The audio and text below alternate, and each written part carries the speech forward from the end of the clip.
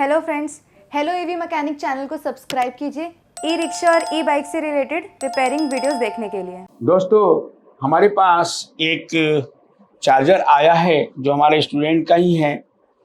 जैसा कि आप ये देख रहे हैं, डेल्टा ईवी चार्जर। तो ये एक स्टूडेंट के चार्जर हैं जो कि 3 सेम कंपनी का आया हुआ है। तीनों में अलग अलग प्रॉब्लम है, लेकिन मैं इनमें से एक को ओके करने जा रहा हूं। तो चलिए देखते हैं इसमें सबसे पहले प्रॉब्लम क्या है। तो ये जो हमारा चार्जर है डेल्टा ईवी का, इसमें प्रॉब्लम हम लोग देखेंगे पहले क्या है, उसके बाद कैसे सॉल्व होता है वो भी हम लोग जानेंगे इस वीडियो में। तो सबसे पहले मैं इसमें बिजली दूंगा। तो दोस्तों, अब मैं इसे सीरीज में चार्जर को जोड़ने जा रहा हूं और देखते हैं कि इस चार्जर में क्या प्रॉब्लम। जब भी आपको चार्जर के बारे में ना मालूम हो कि फॉल्ट क्या है तो उसे सीरीज में ही जोड़ना चाहिए। अब मैं सीरीज में जोड़ चुका हूं और इसे ऑन भी कर रहा हूं। अब देखिए, ये बल्ब जल गया है, लेकिन मुझे कुछ सेकंड इंतजार करना पड़ेगा क्योंकि कई चार्जर कुछ सेकंड के बाद ऑन होते हैं। अगर ये ऑन नहीं होता है और ये बल्ब की रोशनी जरा सा भी कम नहीं हो रही है तो समझा जाएगा कि इसमें प्रॉब्लम है। तो उम्मीद है कि 30 सेकंड हो गया है और 30 सेकंड के अंदर ये बल्ब कंटिन्यू जल रहा है। इसका मतलब है इस चार्जर में शॉर्टिंग है। तो इसमें शॉर्टिंग को कैसे सॉल्व किया जाएगा अब मैं इसको बताने जा रहा हूँ। तो इसमें बंद में कर रहा हूँ। तो दोस्तों, अब हम लोग मेन बोर्ड पे आते हैं। जैसा कि बल्ब के द्वारा शॉर्टिंग जान चुके हैं कि इसमें शॉर्टिंग है, तो कैसे शॉर्टिंग को रिमूव किया जाएगा या कैसे पता किया जाएगा ये मैं आपको बता रहा हूँ। सबसे पहले मल्टीमीटर को डायोड के रेंज पे सेलेक्ट करना है। जैसा कि आप यहाँ पे देख रहे हैं कि डायोड पे ये सेलेक्ट हो चुका है। उसके बाद हम सीधे एसी इनपुट पर प्रोब रख करके जान सकते हैं कि शॉर्टिंग है या नहीं। तो मैं एसी इनपुट पे रख रहा हूँ। ये आप मीटर पे ध्यान से देखिए, ये डिजिट आके चला जाना चाहिए। जैसे कि आप ये देख रहे हैं कि 1260 आ रहा है, इसका मतलब ये है कि शॉर्टिंग है। आप ये काम यहाँ भी कर सकते हैं। जैसे हम एसी के इन पर भी देख सकते हैं, जहाँ पे हम पावर लीड को जोड़ते हैं या जुड़ा हुआ होता है, या तो आप पावर लीड से भी देख सकते हैं। जब भी कभी आपको ऐसा दिखे एसी इनपुट पे तो समझ लेना कि शॉर्टिंग है। हालांकि ये डिजिट आके चला जाए तो इसको सही माना जाता है, लेकिन ये रुका हुआ है, इसका मतलब शॉर्टिंग है। तो अब चार्जर में कहाँ शॉर्टिंग है ये कैसे पता करेंगे? इसके लिए हमें एक एक कंपोनेंट को चेक करना होता है जो पैरेलल में लगा होता है। जैसे कि ब्रिज के एसी पॉइंट पे मैंने चेक किया, यहाँ पे भी 1200 आ रहा है। उसके बाद अगर हम बात करें कि जो ज़्यादातर ब्रिज और स्विचिंग मॉसफेट खराब होता है तो स्विचिंग मॉसफेट को भी चेक कर लें। यहाँ पे स्विचिंग मॉसफेट लगा हुआ है, देखिए यहाँ 465 और फिर ये देखिए नेक्स्ट यहाँ पे भी आ रहा है 1500। तो ये आपस में क्या बता रहे हैं? शॉर्ट या इसका ओम। हालांकि ये ओम हाई ओम होना चाहिए, बहुत ही कम है, 400 के आसपास दिख रहा है। तो हमें क्या करना चाहिए? इसको चेंज करना चाहिए और चेंज करके हमें इसे देखना है कि आगे कोई प्रॉब्लम है या नहीं है। तो अब हमें क्या करना होगा, क्योंकि ये शॉर्टिंग शो कर रहा है यहीं पे ब्रिज पे, तो मैं इस मॉसफेट को निकाल लूँगा और निकालने के बाद देखते हैं कि शॉर्टिंग हटी या नहीं। फिर आगे आपको बताया जाएगा कि अगर शॉर्टिंग हट गई तो क्या करना है और अगर नहीं हटी तो क्या करना है। अब आगे आप सीखेंगे इसके बारे में, इसलिए मैं पहले मॉसफेट को निकलवा रहा हूँ।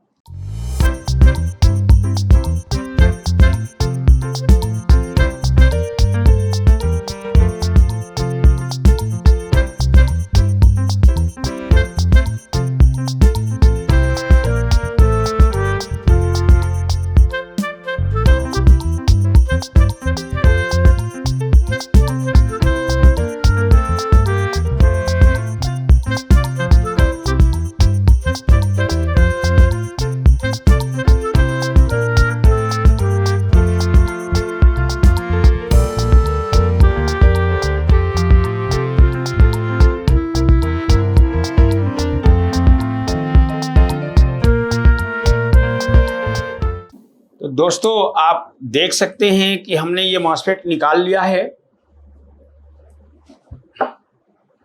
जो कि 17N80 है, लेकिन ये मॉसफेट हमारे पास नहीं है।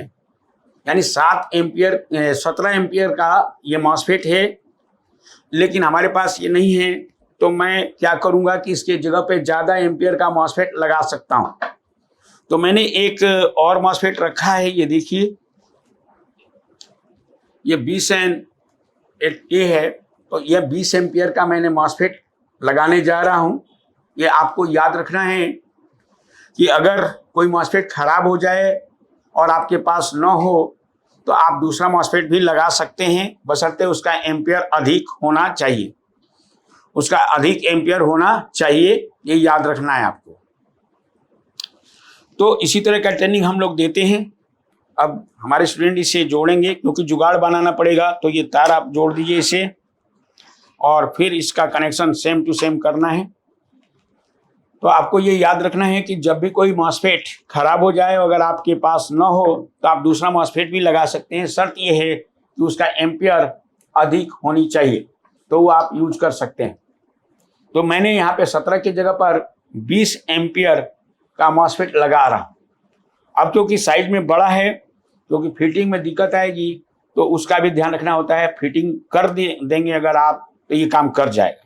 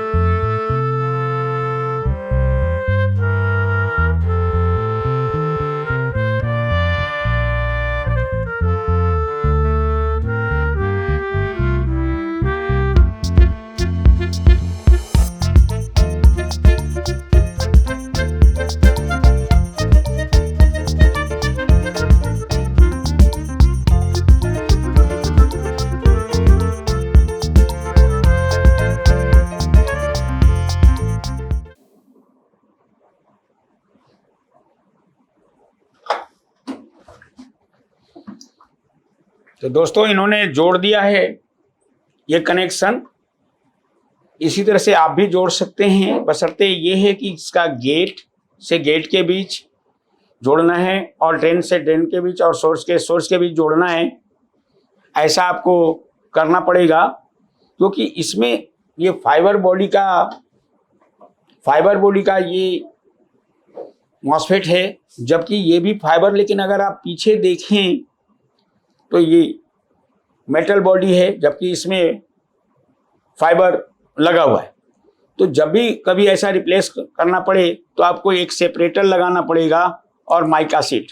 तो मैंने एक पुराना माइका सीट लिया है, तो अब इसके पीछे जोड़ना पड़ेगा इसे, तब जाके ये होगा। जबकि इसमें ज़रूरत नहीं थी, ओरिजिनल में ज़रूरत नहीं थी, क्योंकि मैं इसके जगह पे दूसरा नंबर लगा रहा हूँ, क्योंकि यहाँ पे फाइबर सीट ऑलरेडी लगा हुआ है। तो आपको क्या करना है, इसे फाइबर सीट के साथ जोड़िए और टाइट कर दीजिए।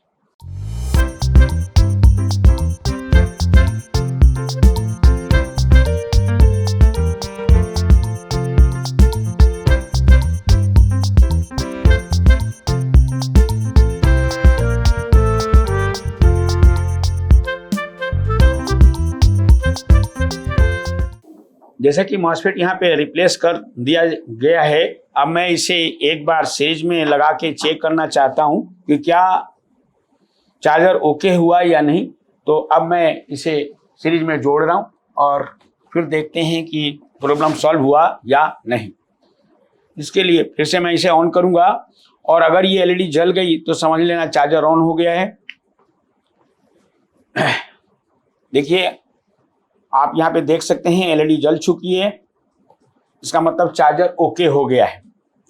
लेकिन ओके होने के बावजूद भी अब हमें एम्पियर पे ध्यान रखना होता है कि क्या एम्पियर आया या नहीं, तो ये हमें देखना होगा। इसके लिए हमें बैटरी चार्जर को बैटरी से जोड़ना पड़ेगा और जोड़ करके फिर हम एम्पियर देख पाएंगे कि ये चल रहा है या नहीं। तो चलते हैं बैटरी को जोड़ने। लेकिन जोड़ते समय एक बात का याद रखना है कि यहाँ पे जो आप कनेक्टर देख रहे हैं, इसका प्लस माइनस बिना देखे या बिना पता किए नहीं जोड़ना है। एक बार मैं पता कर लेता हूँ कि कौन सा प्लस है। इसे पता करने के लिए पहले इस चार्जर के अंदर जो प्लस वाला पॉइंट होता है, जैसे कि आपको ये बैटरी का जो वायर आया हुआ है, ये वाला बैटरी का वायर है जो कि डीसी फ्यूज के साइड होता है। इसका प्लस वाला पॉइंट आपको लेना है और इसे कंटिन्यूटी देखनी है। देखिए किस में आ रहा है कंटिन्यूटी, रेड वाले पर रखिए।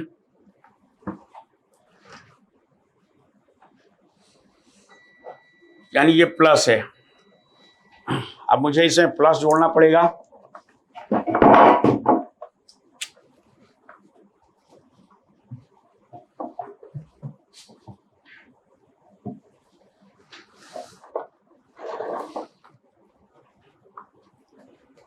और फिर माइनस।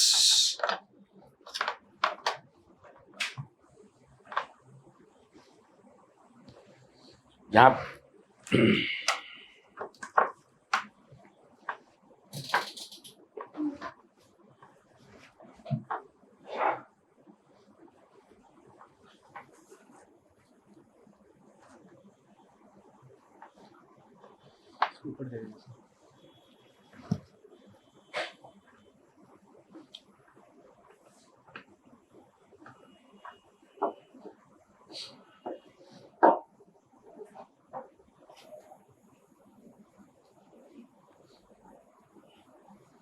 अब जोड़ा जा चुका है। एक बार यहाँ पे भी वोल्टेज चेक करना पड़ेगा। आप चेक कीजिए प्लस माइनस पे आया कि नहीं।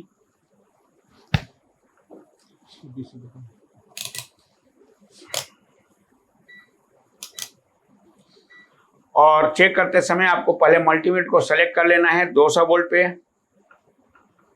आ रहा है यहाँ पे इनपुट, यानी बैटरी की वोल्टेज आ चुकी है। अब मैं इसे चार्जर को ऑन करूंगा और ऑन करके देखता हूं कि एम्पियर लिया या नहीं। इसके लिए हमें डायरेक्ट यहाँ पे जोड़ना पड़ेगा। डायरेक्ट अब मैं दे रहा हूँ, इसे ऑन कर रहा हूँ। 51 वोल्ट अभी तक शो किया है। और बैटरी ऑन कीजिए।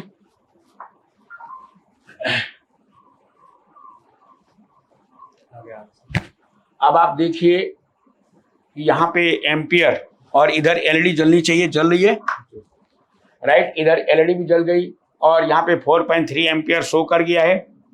इसका मतलब है कि चार्जर ओके हो चुका है, आप देख सकते हैं। और साथ ही साथ आप इस मीटर में भी देख सकते हैं कि यहाँ पे भी एम्पियर आना चाहिए कुछ न कुछ।